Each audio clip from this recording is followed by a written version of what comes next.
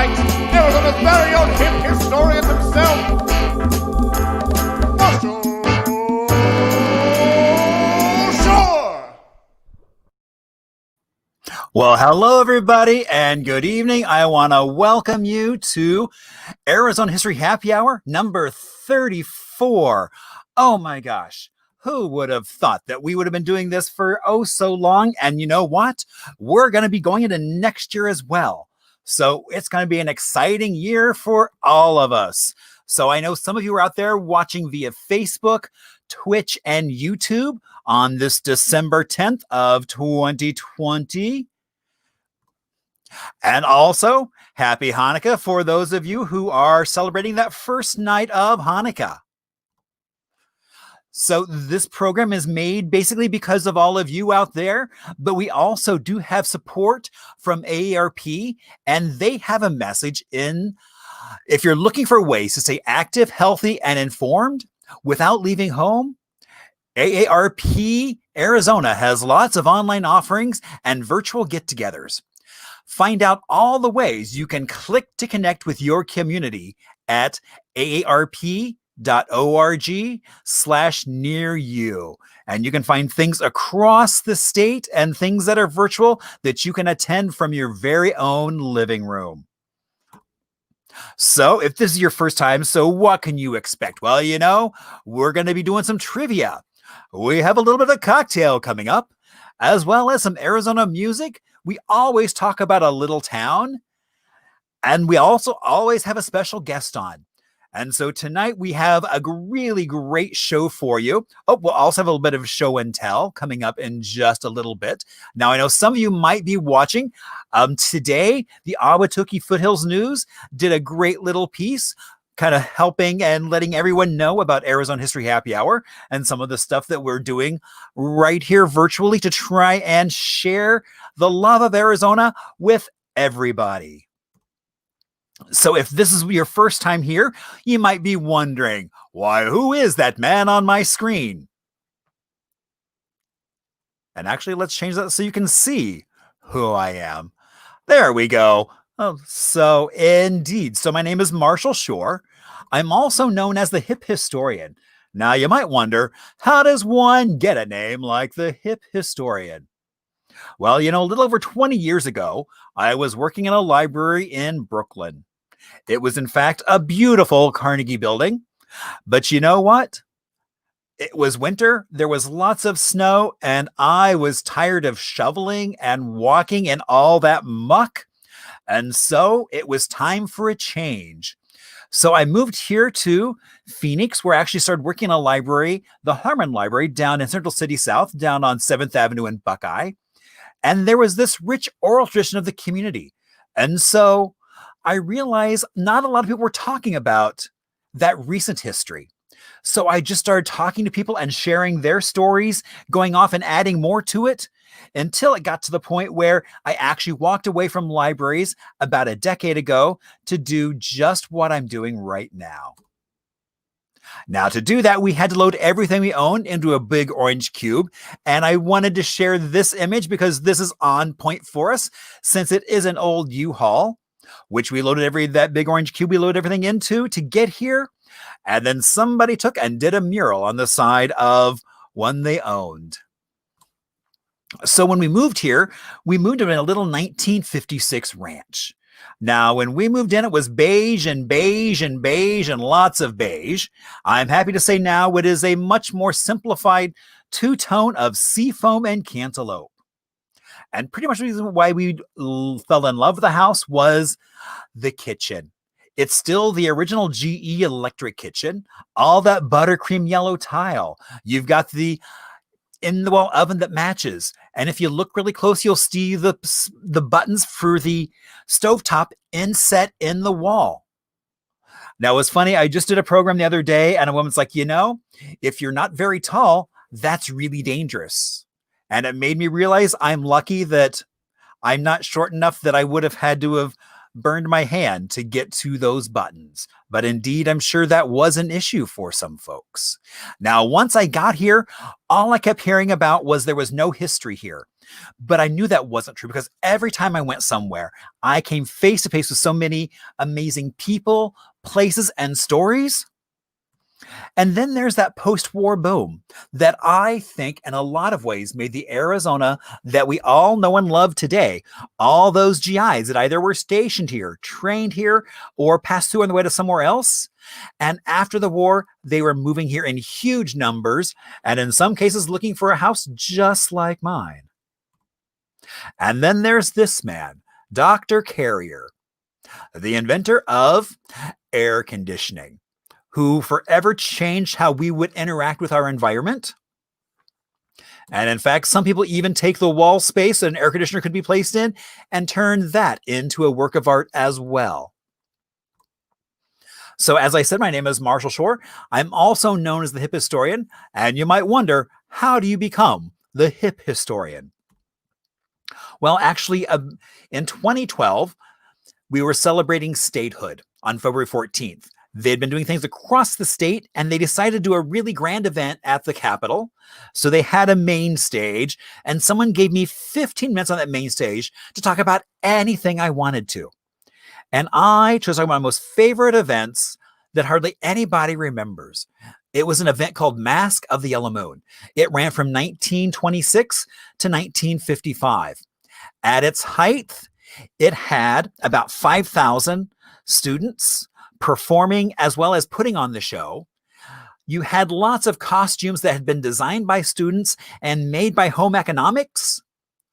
And oh my gosh, I was lucky enough to find these 3 dresses, all from the late 30s, that I had friends put on, and we talked about the Mask of the Yellow Moon.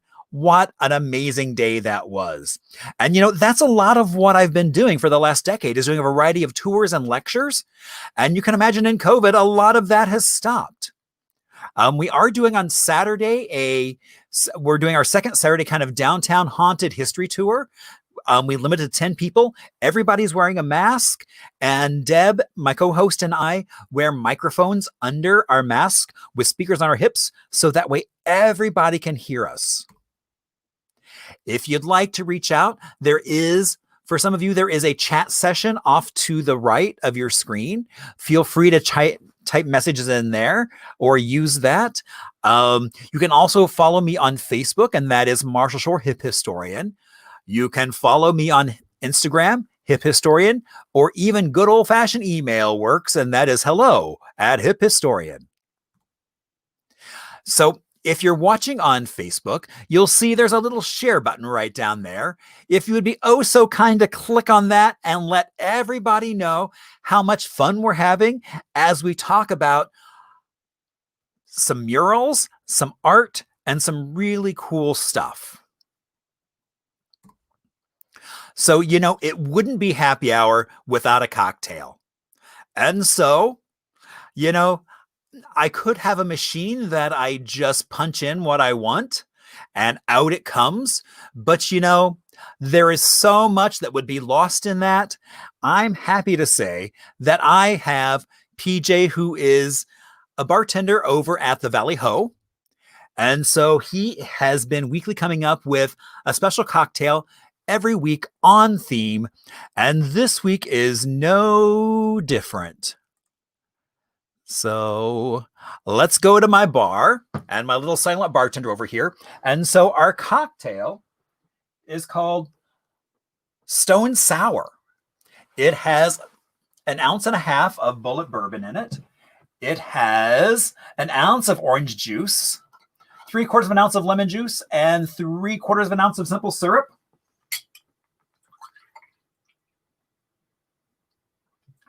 And so that is our Stone Sour. Now we're doing that because we actually start off tonight talking about some petroglyphs. And so that's hence why the stone. Now what makes it a Stone Sour is the orange juice. So I love that PJ is always coming up and helping educate me on just what can be on a bar.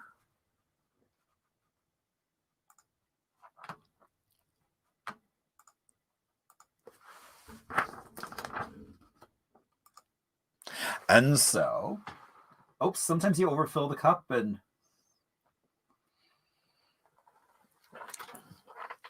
So cheers with my stone sour. Now, the beauty of all these cocktails is he pre-batches them, and you can just swing by the Valley Ho and pick one up to go. And it comes to you in that lovely little jar. And even has the instructions to tell you what all is in it as well.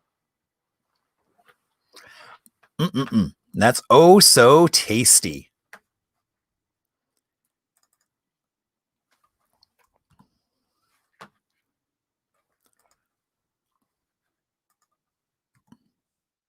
All right, so now it's time for a little bit of show and tell. So, I know the art museum is actually doing they're actually open right now. The Peace Art Museum right there on Central and McDowell. And, they have a really amazing costume institute. Helen is the current director of those archives. But several years ago, they did a show that was graffiti art and fashion. And let's see if I can make that picture a little bit bigger. There we go. And so walking around through this exhibit, and I just realized nobody wants to see that. All right. So what was really cool was walking through this exhibit and stumbling across the fact that there was a Keith Haring tracksuit on display. And then it got me wondering, I was like, oh my gosh, I should track one of those down. And indeed I did. So that's actually what I'm wearing tonight is a Keith Haring tracksuit with matching jacket and matching pants.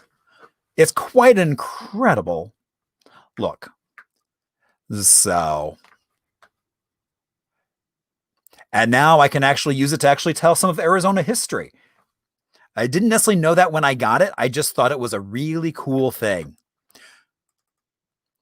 And so, through the miracle of modern technology, or less than modern technology, we're going to talk about a mural, some art, some artist.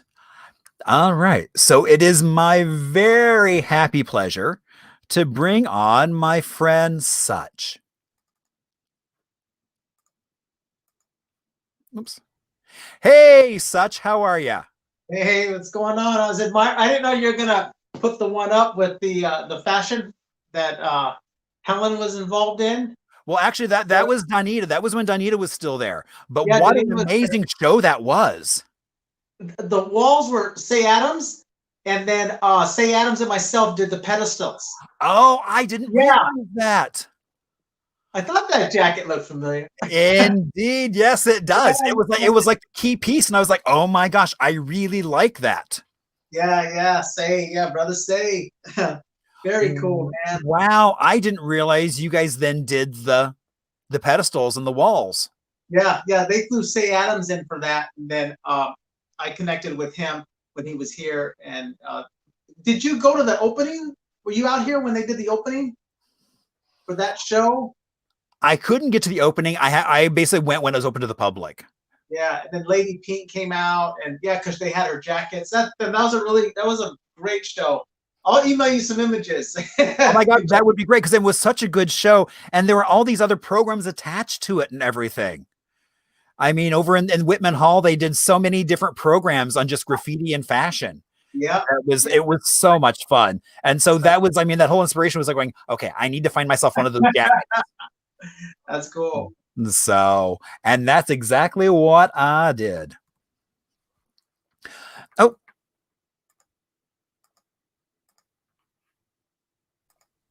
So tell us a little bit about yourself. Well, I'm an Arizona homegrown local. And do you want me to start from the foundation, or do you want to Indeed, let's start from scratch. Well, just growing up on the south side of Phoenix, as a young kid, I gravitated towards art, mainly as a child, cartoons. And so I would take a pad and a pencil, and I would try to, go ahead and draw what I was seeing, which is very, very hard because it's live motion. So I started collecting comic books, And then I was able to see the comics, the fonts, the muscle structure, and I started drawing just as a kid. And I remember going second grade to the Phoenix Art Museum on a field trip, and I remember looking at all the artwork. And I think that's when that seed was within me. I remember just being a young kid looking up, just this child, very innocent and just, novice. And I looked at within my being, I remember saying to myself, someday I want to be in this museum. Someday I want to create art. And so it's pretty remarkable. Very cool. And indeed, you have been in the art museum. So I know I've had you in several shows I've put on as well, which is always fun. Yeah. So tonight we're going to talk about actually something that it's kind of the anniversary of, which is Keith Haring being here in Phoenix back in early December, back in 1986. Yeah. Because he did a little something here. Yeah. Actually, not a little something, but it was a rather big something. So let's talk a little bit about that. So this is actually a clip or an image from my friend Rudy, who recently passed away. He did Downtown Phoenix 1947, this great map. And so I was able to find that Hartfield's Dress Shop was the building that the windows had been covered over with plywood. Now, Keith Haring had been brought in town for an exhibit at the Art Museum by his friend Bruce Kurtz, who was a local curator at that point. And he started talking about, and Keith started noticing that there was no art around. There was little public art. And so Mike Prepsky at that point, who was working on the education board of the Art Museum, as well as South Mountain High School, went kind of as the intermediary. And so got the Art Museum, the city of Phoenix, and South Mountain High to basically collaborate and let these students work with Keith Haring to create a mural. And so he did a mural workshop with a group of kids. He also did a lot of art. So here's a t-shirt that he did for the kids at South Mountain. And we actually have a little bit, it's about a minute long, of a video just kind of showing what the mural was. So let's show that.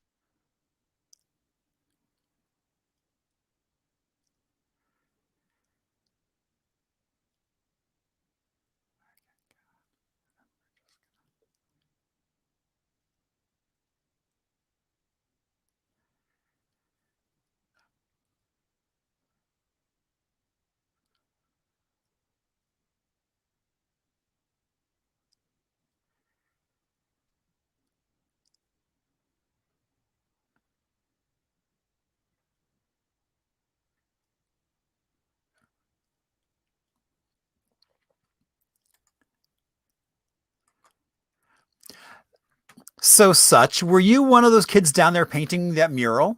No, I wish. I think they had I didn't want to jump ahead of the slides or anything, but when I met Keith there in '86 at the museum, the Phoenix Museum, we had a good conversation, and it was about what was called bombing. Bombing is a word that means to go out and do graffiti, artistically, so to speak. And so we had a good conversation, and he says to me, "Hey," he goes, like you had said, he's like, like you said, where's the art? But he was saying, "Hey man, where's the graph?" And I said, "You got it." And I told him, I know the spots. And he goes, "Meet me." And he told me to meet him there on Adams, there where they were going to be all together. And he goes, "We'll connect." And he goes, "Now we're going to go out bombing," which is done at night. And we're going to go off Interstate 10 and the US 60. There's a spot there that I had. And we were going to go do some public art, and when I went out that day, it had rained. And so the students, nobody was out there. This is all pre-internet, pre-Google. Oh, right. So there was no way for me to know if they moved it over. Apparently, I guess they had moved it over to work indoors, I think at South Mountain High School, I think Okay. it was. And so yeah, that's it would have been an interesting story. It would have made some really interesting conversation. Right. Yes. No, that would have been really amazing. So let's see. And then, so here is a photo of a piece of the mural that was about 124 feet long and about 12 foot high, and was basically painted on plywood covering up the windows of that old dress shop. Now, you might wonder what happened to that mural. Why isn't it still there? Well, that lot is now an empty lot. And initially, the city back in the early 90s was having some money troubles. And so they got the idea, well, we should sell that mural. Because it's a Keith Haring mural, it's probably worth some money. And his foundation got wind of that and came in and said, it was supposed to be a temporary mural up for only a short period of time. So it needs to be dealt with. They originally tried to split it up between the three partners, and nobody wanted just a third of a mural. And then the city said, well, it's been sitting outside for 5 years in the Arizona elements. And so from there, it went to the city dump. But that's not the last time we see it. It then shows up in a basement of an art space. And that's the last time that we see a majority of it. I know there's at least one panel locally.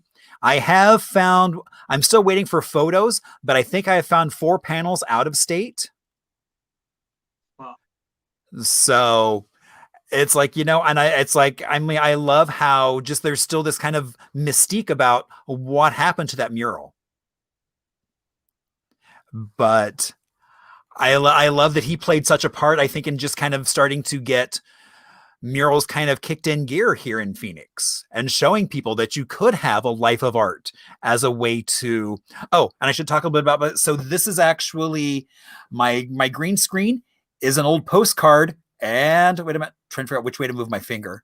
So this is Hartfield's dress shop. So across the street over here is Hotel Adams. And so that's Hartfield's dress shop that it was painted on. Wow. All right, so now we're going to do some trivia.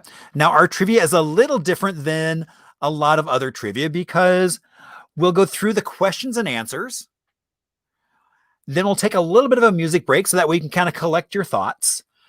And then we'll go on and explain so Ashley Harder asked the basement of what art space. It was called the Faux Cafe, which was next to the SRO hotels. The one of which is still standing. Well, the facade of it is still, the front part is still standing. And so yeah, so we're going to do trivia, and let's get ready to go for that.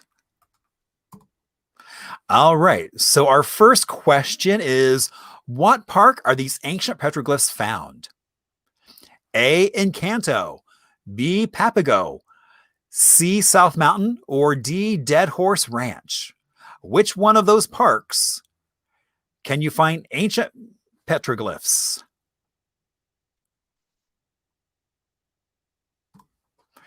Question 2. While living in South Phoenix, which theater did a young Such watch Star Wars the first time around back in 1977? Was it A, the Westdale 4 Theater, B, Lake C Theater, C, Palace Theater, or D, Sombrero Playhouse? Which one of those theaters did Such see Star Wars back in 1977? What was the name, or question 3, what was the name of the electronic research company that employed many, many Phoenicians here in the Valley? A, Google, B, Apple, C, Motorola, or D, Atari? Which place was known for employing a lot of Phoenicians? Doing a lot of electronics research. They also employed a lot of men and women. Question 4. What did Such do for entertainment during the late 70s and early 80s? A, did he go cactus jumping? Or was it B, jackalope hunting? C, Legend City? Or D, saguaro tipping? Which one of those things did Such do in the late 70s and the early 80s?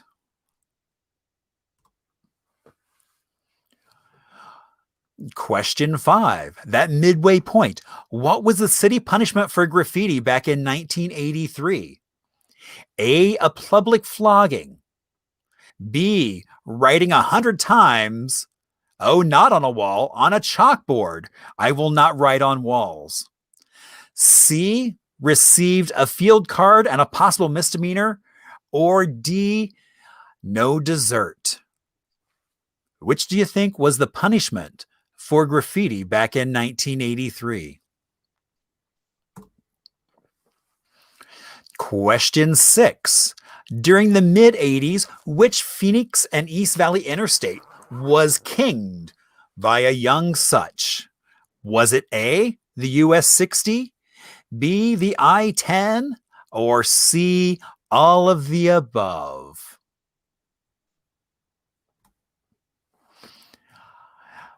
Question 7. What Arizona publication gave a story featuring Keith Haring's visit to the valley? A, was it Raising Kids Arizona? B, Living Life After 50? C, Arizona Highways? Or D, Arizona Foothills News?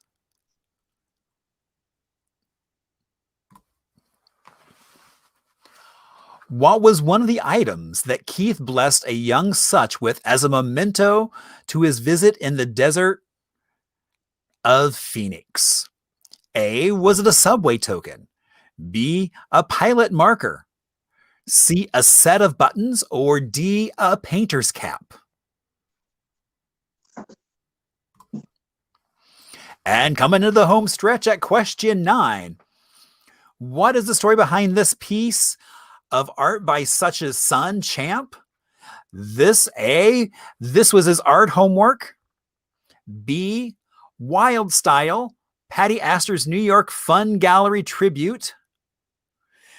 C, Champ and Dad just painting themselves into a corner. All right, and our last question is, what is the connection to Phoenix Keith Haring experience did Martin and Janet Blinder contribute? A, they loaned Haring's Andy Mouse. B, they loaned Haring's steel head or head steel. C, they loaned Keith's dancing dog sculpture. Or D, all of the above. All right, while you're all trying to figure out your answers, I see some of you putting them in the chat. Maybe some of you have been even writing them on your forearm. Who knows how you're keeping track of your score? But first, we're going to take a little bit of a break, and we're going to talk about some Arizona music history. So the other day, I was reading my friend Johnny D, who is kind of one of my go-to people about Arizona music, and he mentioned that John Lambert had just passed away. That he was a longtime musician right here in Phoenix and even in a few LA bands. And he was in, most notably, Phil and the Fanatics, as well as in DJ's house band. I'm sorry, DJ's house band, as well as Fifth Estate. He even played bass in the Kings 4 with Mike Condello and Mike Powell. After Phil, he was in Care Package and the Beethoven Soul. The Soul moved off to LA, recorded a record of their music. And later on, him and his wife ran the Schoolhouse Inn down in Bisbee. And I didn't realize I had met John. Some friends and I stayed down there for actually a little bit of a ghost hunting thing. And so John was there, not realizing that had a brush with some Arizona music history.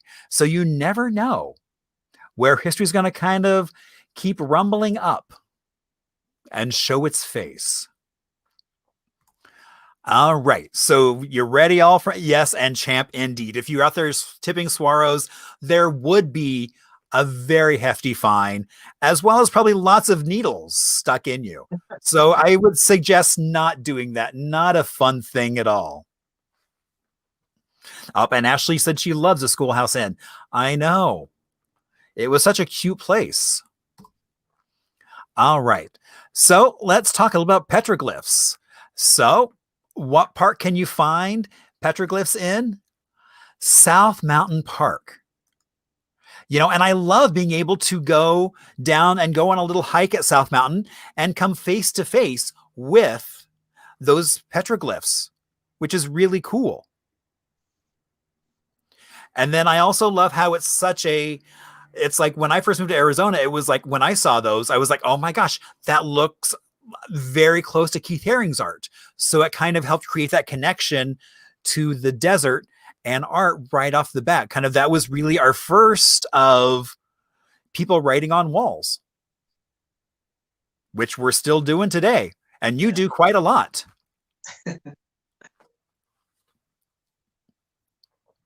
All right. So question 2. So what was the name of the electric research company that employed a lot of Phoenicians? Motorola. So tell us a little bit about Motorola. Well, my experience or association with Motorola is my beloved mother, who I just lost in July. She had been employed there for many, many years. And I remember going down on 56th Street, and the road had a lot of these little hills, and my father would go in the vehicle, and then he would speed up, and it gave me that impression of a roller coaster. And we would go and pick up my mother out there. But of course, the landscape is definitely all changed, but it was always a strong, vivid memory for myself and her. And she worked nights, you know, but she worked hard to do what she had to do for us, both my parents. But yeah, it was fun memories. Yeah, I mean, and really, that was such an economic force here in the valley starting in the late 50s. And the fact that it wasn't just men that worked there, but it was also women. Right. Kind of probably because of the war going on. And then that just kind of stuck after that. But it was indeed a very major force here in the valley. And that building is still there. Oh, I didn't realize that.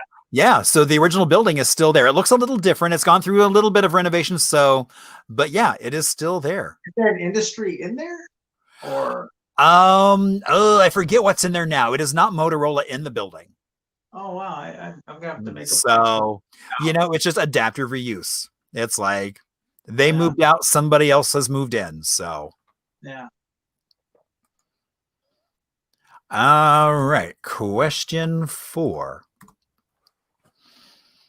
What did you used to do for entertainment in the 70s and 80s?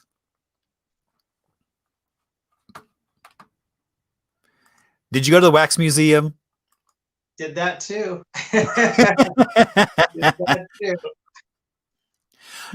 Yeah. So what are your memories of Legend City?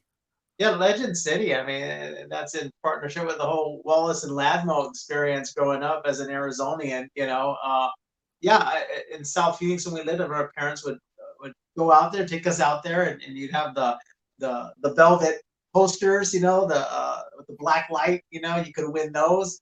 And then when I started becoming into my teens, my parents had moved over to Tempe, and then me and my friends would just go as our hangout. You know, they get dropped off, and we'd spend, you know, be there till it closed, and we would just enjoy ourselves and just have, you know, really good time. You know, yeah, it was cool.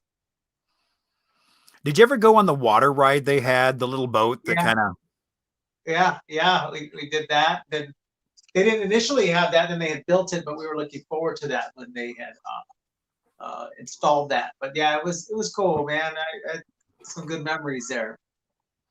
Yeah, no, I mean, again, it was one of those things that it really was a dividing point between it's like, could you go to Legend City? Or if you were like me and moved here long after it closed, not an option. But it sounds like such a magical place. Yeah, no, it was fun memories again, just being a teenager and having a little bit of independence for a few hours, yeah, it was a blast. Then I know at some point they started doing concerts there. Terrace Gardens, they had concerts there as well. So did you ever go see any concerts there? Not there. I mean, we probably saw like some fireworks shows that went on, but the concerts, no. I saw those like at Firebird Lake or I forget. I don't remember the venue over there off of Washington. I think 32nd Street. One venue where the stage it revolves with the celebrity. Indeed, with revolving stage, yeah. Yeah. So I sure miss live music. I hope we get some live music soon. Right. Yeah. Annette was just talking about that, my dear wife. Yeah, we just had that conversation yesterday because that's what we would do. Yeah. So, all right. Question 5. So, what was the punishment back in 1983 if you were caught doing graffiti? Yeah, it was like I shared with you earlier, in '83 when I had got introduced to this style of art, East Coast New York, right, by reading a book by Craig Castleman called Getting Up. And it had mostly black and white images of the subways, and it had the young people that were picking a nickname and they were writing their name on the subways. It was traveling around the city, and the fonts that in this country that we use for the English language, they were pretty much taking that and manipulating it, and so it really intrigued me. And of course, it was all done, illegally. So that was kind of like my kickoff start, and so when I began to do that out here, it was so new that like one of our missions was our high school, and I remember the administration came, and it was during like right before Christmas break, so we did like Merry Christmas and Santa garb on the Mickey Mouse, and so the administration came out, Marshall. They didn't know what to do. They couldn't make heads or tails of it, and after a few days, and they realized that it shouldn't have been there because everything prior to that used with spray paint, for myself personally, was anything to do territorial, marking up your neighborhood. But this was, it was fonts, it was bubble letters, it was, artwork on there. And a positive message. I mean, Merry Christmas. Yeah, exactly. And so, but back then, if you got caught for something like that, you got a field card. And I think you had to get about 2 or 3 of them. And then they would finally have you do community service, go clean a church or okay, clean a park or something. But it was all a misdemeanor. It was just, it's not like today in 2020, although the whole graffiti movement is now turned, street art. And so you're seeing a lot of murals now. So it's different now. Even when Chap and I are painting, and the authorities come by, they're just normally coming to compliment the piece versus, you go back, 35 years ago, 25 years ago, that it was like, hey, do you have permission type of thing, getting harassed a little bit on that. But it's just the landscape has changed on that. But back then, yeah, you just kind of a slap on the wrist. So when you and Champ are out there painting a mural now, do you have the permission to actually paint that? Yeah, no, absolutely. Yeah, absolutely. I was joking last year. In 2019, I had received an award for the city of Tempe by the mayor for service and arts. And I remember I was joking with him. We did Art in the Parks event out there. And I was joking with him. I said, hey, I'm going to send you a bill. He goes, a bill for what? Did you do work for us? And I said, yeah, all that work I did for you guys in the 80s. And he just started laughing. He's like, oh, okay, I gotcha, But yeah, anything we do now, yeah, totally. It's commission work, Very good.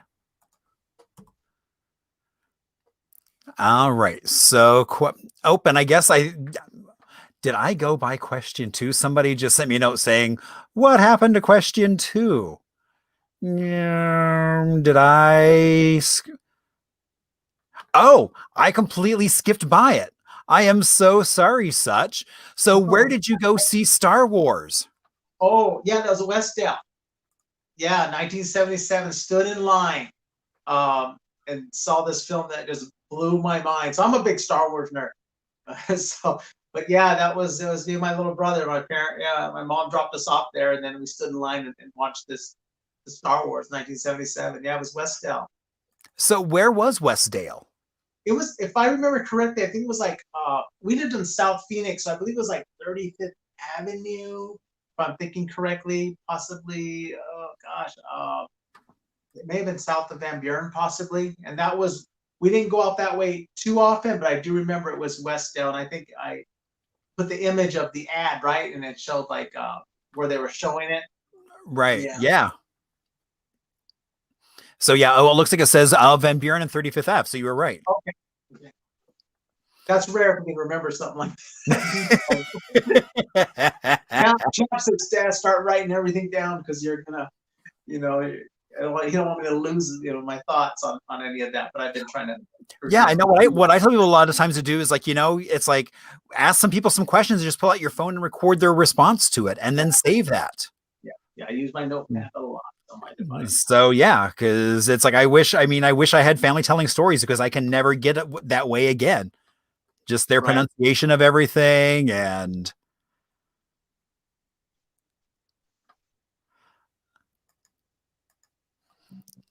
all right. So I'm so glad someone pointed out that we just zipped by number 2. That was my fault.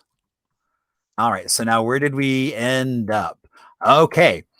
So what Arizona publication gave a featured story to Keith and his visit to the Valley of the Sun right here in Phoenix? And that would have been Arizona Highways.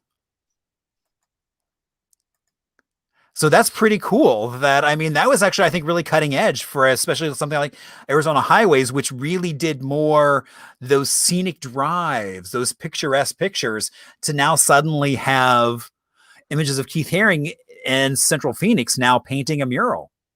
And that issue came out in '87, so they did it. Okay. March, April, and it's interesting because it's not mentioned on the cover, and even when you look in the preface and it gives like the bulletins of what the issue is going to be about, they don't mention him, but they gave him a pretty nice spread. But that was art living. That was there was things were happening. Of course, hindsight's the best sight, and he'd probably be on the cover now, but I still thought that was really cool and amusing that they did that. I'm kind of with you on that because wasn't the norm. Right. That was very kind of out of their wheelhouse to do something like that, something that contemporary. Right. So, and everyone's reminding me now that, okay, I don't know what PJ put in my cocktail, but I've just been missing questions left and right. I guess I zipped right by question 6 as well. So my counting skills have not been very good. So I guess a few too many sips of my cocktail. All right. During the 80s, which Phoenix and East Valley interstate was kinged by a young Such? So A, US 60, B, I-10, or was it C, all of the above? All right. So was it all of the above? Yes, it was. And so when you say kinged, what do you mean by kinged? Well, the word king, it was actually in the vernacular of now they say like tagger today, but it'd be like the way of the samurai or the Jedi. It's called a graffiti writer. It's called being a writer. And the objective goal was in New York was to king everything: subway cars, the outsides, the insides. And so out here, as Arizona king, I'm trying to pick up on all that and translate it out here in the desert. So I was like, well, I want to hit areas that are going to be most visible. So it was the Interstate 10 and the US 60. Now today it's all lit up, and they probably have their cameras, I'm sure now. But back then, no, it wasn't lit up at night, and then there was a lot of wall space. There wasn't a lot of the trees that they have out now. But it was interesting, and we had a good time doing public art. So I've been doing public art for 37 years. That's when And that's what I mentioned to the mayor of Tempe. I said, I'm going to send you a bill for all that artwork I did for you guys off the freeways. so now Champ is saying that you did this particular piece for his mom. Yeah, that's my high school sweetheart at that time right there. But yes, yeah, that's my better half, and that's not an understatement. That's the truth. Yeah, that's my girl. Nice. Oh, all right. So, what was one of the items that Keith gave you as a memento to his visit here in Phoenix? And oops, I covered it up, but it was the pens. Yeah, he actually was handing those out, and he was just really gracious. I was hanging out with him, and he was just giving me all these, and I said, "Hey, can you sign this? Can you do this?" And he did the dog, and so the dancing dog, and so there was cards, the postcard. He signed the back of those. So the interesting thing was my regret, and again, this isn't the '80s. We're not thinking about this, like we are in 2020. But I failed to get a picture with him. But because I was going to go that weekend and connect with him, I figured I'll get all that stuff. Oh, Like this camera, but like I said, that didn't happen, unfortunately. right. But yeah, but I'm grateful that I did have, what I do have from him, and those pins are all dated, and I know the one he did with South Africa Right. And you also got some other things. So, I mean, not just, but even a napkin. Yeah, that's actually fabric. Oh, it's That's fabric. Oh, okay. Jean fabric. Yeah, jean fabric. Yeah. Wow. So, Such, we do have a question out there. Were you ever arrested for doing art? No. Any Nobody close should be arrested for doing art. any close calls? Oh, I got stories. I pick up yeah, I got stories, man. But no, thankfully, no. Well, it was funny when I as far as talking to so several years ago there was a group that did that showed at Film Bar one of the Keith Haring documentaries. And so I threw them out and said, "Hey, we should talk about the mural that Keith Haring did here in Phoenix before that, just to kind of help set the tone." And so we did that, and there were two young guys who showed up with shoe boxes. And in the shoebox were t-shirts, painters' hats, a bunch of buttons and things like that. And people had told me, it's like, you're never going to find any of this stuff because everyone has already sold it on eBay to get a little bit of cash out of it. But I think it really was a testament to how people felt his visit was so important that they didn't sell everything. Right. That you can still find people who are still holding on to those pieces near and dear, like you. Yeah. Yeah. Oh, yeah. No, it has a greater value. It's greater to me than the monetary value that it carries for me personally. It's just, again, you figure this kid living out here and 83, and I meet him in 86. And so I'm trying to hang on to anything New York, anything. So, okay. So I'm going to put the message up from Champ, your son, who says, "Tell the helicopter." Oh gosh, that story there. I had gotten into painting freights, and that's when Southern Pacific snaked through our city, and Amtrak came through here too. Southern Pacific is no longer around. Well, Southern Pacific would lay up their cars in specific areas, and they would, until they were marked, and then they would go to the industry, so the industry could unload them, and then they'd go back to the switch yard. Well, some of these areas, I found out where they were at, and so I would go out, and then I would create art on the side of the rail car. And this one specific time, there was a helicopter that came over, and they had the light shine, and they're shining it down. Now, I personally don't believe they were looking for graffiti. I think they were looking for someone that was possibly trying to, maybe they had a history of robbing, going into the boxcars and taking product out. But the only thing I did was I grabbed my duffel bag with paint, and I took myself and rolled under the boxcar. So when they're flashing, they couldn't see anybody. And now I'm thinking like, gosh, man, there could have been like a rattlesnake or something underneath there or something, you know. But yeah, that's what he's talking about.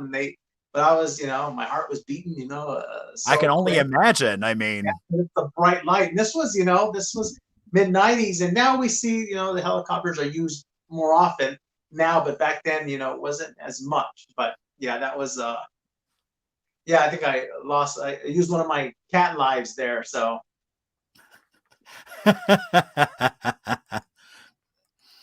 all right. So then, question 9, what is this piece of artwork? What's the story behind it, which is such an his son champ painting? So tell us about Wild Style, Patty Astor's New York Funhouse tribute.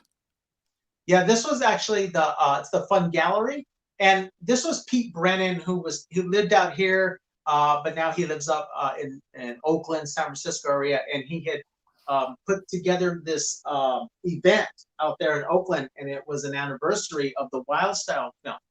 And Patty Astor was as the gal there that was in that film, but she is also the gal that was responsible for showing like Keith Haring, Basquiat, Kenny Sharp, Crash, Futura was in there. These guys that were entering into the gallery scene, and she was hosting them in her gallery.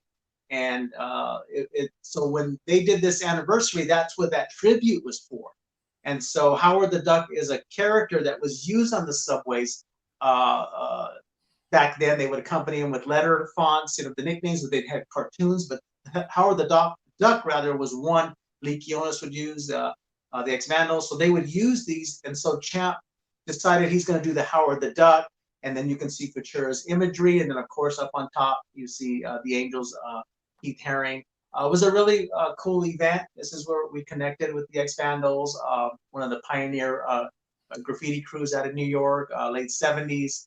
And so, it was just our way of paying tribute back, so to speak, to what inspired me and inspires my son. And I've told people, when you see our artwork, you're seeing generations of these guys that stem back to the '70s, because I'm bringing that to the table too. I don't want to lose that spirit Right. of what we do.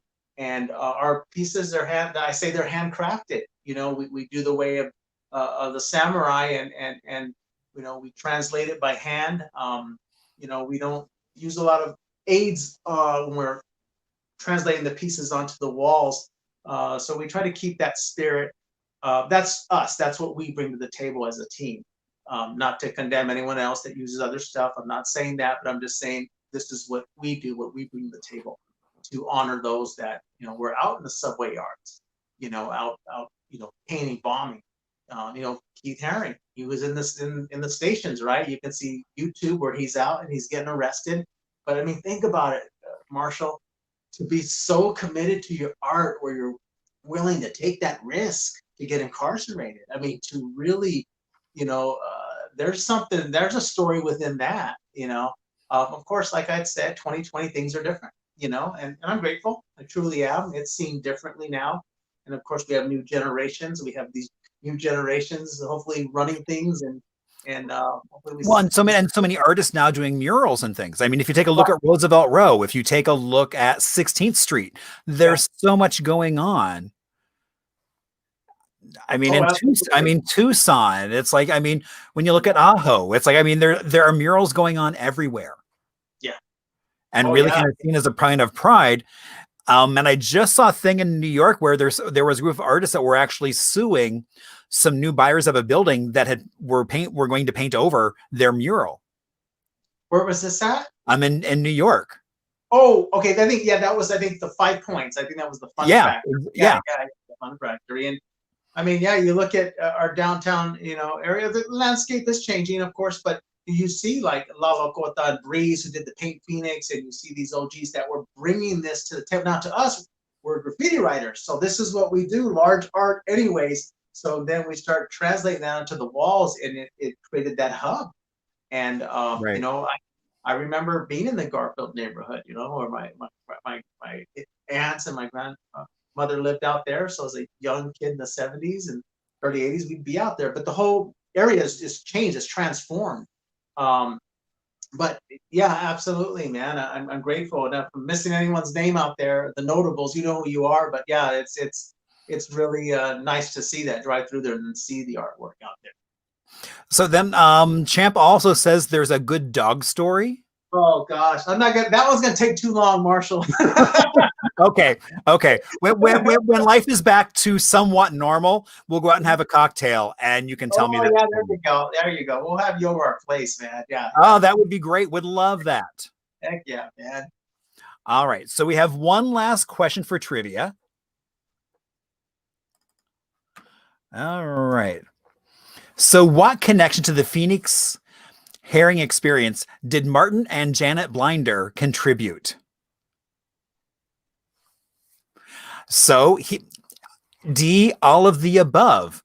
They loaned quite a bit of art to a variety of museums around the valley to enhance the Keith Haring experience. So tell us a little bit about that. Such what all did they do? This here is I don't know if you want to put the word fate on it, but you know, when in '91, Annette and I, we went to that show, which was the Warhol Disney and Haring show, and we actually bought a souvenir of a onesie. We didn't have children yet, you know, Chap wasn't born yet, but we bought the onesie with the radiant baby on it. But when we were in there, and I was a little fond with the Andy Mouse, I believe it was the monkey puzzle. And just as a young person, just like, wow, just really vibing on it. And then later on in the courtyard, they had a piece out there, and just again, just vibing on this artwork. And then later on, I get the opportunity to meet them. And I recently found out, talking to Janet just a few days ago, that they were the ones that loaned the Andy Mouse rather, to that show. And we never had that conversation. It was all brand new to me. The late Marty Blinder, he passed away a few years ago. But just a remarkable individual, and you see the image there that you put up, and it's him and Pete.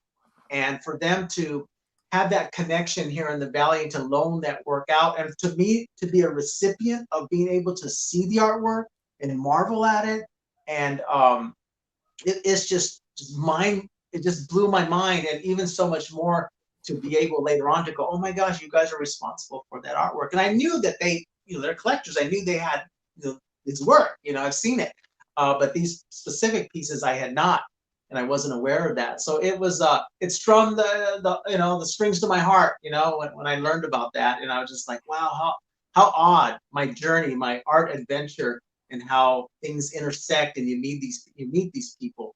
And especially being a fan of art, and to be able to go, man, these are the ones that were holders of that work. So yeah, it was pretty remarkable for myself. So tell us a little bit about what's in your background. I mean, I see paint. Oh yeah, I'm in a corner of my art room here, and yeah, I got my rack of paints, of course. Up on the corner, if you see those numbers up there, those are actual the number of subway lines that Indeed, came. I recognize the subway lines. I mean, I used to take the 7 all the time. Yeah, the Killer KA, he got those for me, and then of course this piece here is Madman, and he's a local, and he's got great works. Very good friend of my son, and they do some work together, and I'm hoping that all three of us can create something once we get past this COVID thing. And then of course this is actually just the section that Champ. This is a gator. And back in the 80s, I did from Fantasia, it's those dancing gators. Oh, right, yeah. And there's an image of Annette and I in front of it. So on my 35th anniversary of doing graffiti, I've been doing it 37 years, but on my 35th, Champ emulated that piece as like a surprise. Okay. And so, but it means a lot. So I have it posted up here. And then, of course, my relationship with the freight trains, that's a vacuum form veneer of a freight that Steve, his individual named Steve, and the Grill Billy, Ken and Mike, they did a show called Burn, and they had fabricated a bunch of these and passed them out to specific artists. and you got to do an art piece and then be in the show. And it was in California, and it was here in Phoenix too. And but yeah, thanks for inquiring. I thought it'd be a good little backdrop, you know. Yeah, no, it's a great backdrop, and I'm like, and I knew those were subway lines. I was like, oh my gosh. Yeah. Oh, and the X Vandals hat, of course. X Vandals. It's crew right there. So then, are you working on anything in particular during this kind of moment of? Yeah, we're actually ducking in and out of jobs. I'm one of those ones that they may call me an extremist, but I try to take care, of my family. When I stepped out earlier, we just got word that another family member that they have to quarantine because someone had it and they've been exposed. So now it's becoming, those clusters and their circles are becoming more common the last few days. But yeah, we go in and do our projects, and when we're doing new builds anyways, Marshall, there's no one there but the workers, the construction workers. So we usually go in when they're out anyway, so we're not fumigating the place, so we're using spray paint. So that's our norm anyway. So when we go in there, no one's in there, and we take care of business. And so yeah, we're keeping moving the chains, every 5 yards. We're staying busy, thank God. Hey, happy Hanukkah, man. It's the first night of Hanukkah tonight. Indeed, it is the first night of Hanukkah. Yes. Yeah. Yeah. So we're trying to stay as busy as we can and keep up, Very cool. Well, thank you so much for coming and talking a little bit about your friendship that you developed with Keith Haring, as well as kind of your art and just kind of art in the Valley and how it's progressed. Well, I appreciate you, Marshall. I'm very fond of you, man, and I'm grateful for the friendship that you and I have. Indeed, and you as well. So yeah, so that's why when it was like, I was like, oh my gosh, it's the anniversary of Keith Haring's mural. It's like, I want to talk to such. Oh, man, I appreciate that, man. Somebody wants to talk to me. Thank you. Somebody out there does. Thank you. Well, and Champ is being just Champ, sitting here like texting back and forth, going, oh yeah, ask him this question, ask him this question. So yeah. Well, he came in earlier and he started adjusting the lights in here, because I can only see so much. So yeah. He's a good kid. He is indeed. Yeah. Well, again, thank you so much, and have a great rest of your night. All right, brother. Appreciate you, man. Love you. Appreciate you as well. Good night. All right. Stay well. You do the same. Thanks. Love such. So, okay. So now so I asked people earlier to share. So now what I would really ask is, if you were kind of like, well, I don't know quite what to expect. Should I share this? Should I not? Well, now you know what the show is like. So now if you didn't click share, if you would click share again so that all your friends can see as we get a chance to talk about mural history, as well as just that monumental moment where so many artists met Keith Haring, this internationally world famous artist who literally had just painted the Berlin Wall, had just opened a pop shop in New York, and was now here in Phoenix painting with a group of kids from South Mountain High School, which I think is really cool. So now we go on to a segment that's actually sponsored by First Families Arizona. You can find them on Facebook, or you can also check out their website, which is their acronym, which is tffoa.org. You can find out more about them, and they're doing some really cool stuff, again, virtually, sharing all kinds of amazing Arizona history. And so this is a segment called Little Arizona, because, it's like, I know I talk about being from New York, but, I really am from a little tiny town in Indiana of about 25 people. 2 roads, 1 stop sign, and pretty much moved from that to New York City. And so, but I still have that affinity for that small town flavor. And so I really like the atmosphere of a small town. And so tonight, since we're talking about murals, I thought, what should we talk about? And I started off with one city, and I was like, oh my gosh, there's even a better city that's even smaller. So the town of Arizona. that's part of Pima County. It's actually not far from the western border of the Tohono O'odham Reservation. You go through it as you're on your way to Rocky Point, or I've been there as I'm on my way to Organ Pipe National Monument. And let's see, let's make that a little bigger. Now it has a population of about a little over 150 people. So it is indeed just a small little town. But they have a gas station there called Welcome to the Why Not Travel Store. And so, I was down there, I guess about a year ago. Went to Aho, and I'm like, well, I'm so close to Y. How can I not go to Y? And so I did that. And so the Why Not Travel Center not only has this really great mural there, they've created this whole little kind of scene with an old truck that's now a water fountain, not a water, but a water feature. And they were so happy they had just installed a new public restroom facility. And it's covered with murals all the way around it. So you can see it in the background where they have the Arizona flag. You can also see they have a great little mural of just Y Arizona. Now, originally it was named Y Arizona because if we go back to that original, now this is a little kind of adapted, but originally it was a Y where the highways 85 and 86 came together. And so it was indeed a Y intersection, but then for safety reasons, they decided to change that. And the town kept the name Y, but just changed the spelling of it to Y. Now, it often gets touted as like one of the most unusual names for a town, but as you're on your way to Mexico or Organ Pipe National Park, it's a great place to stop, fill up your tank, get some snacks, go to the bathroom, and mosey on down the road for your next adventure. So next week, I'm happy to say we have my friend Pete coming on to talk about Superior and some of the cool stuff going on there. Now, throughout the rest of the year, that is next Thursday.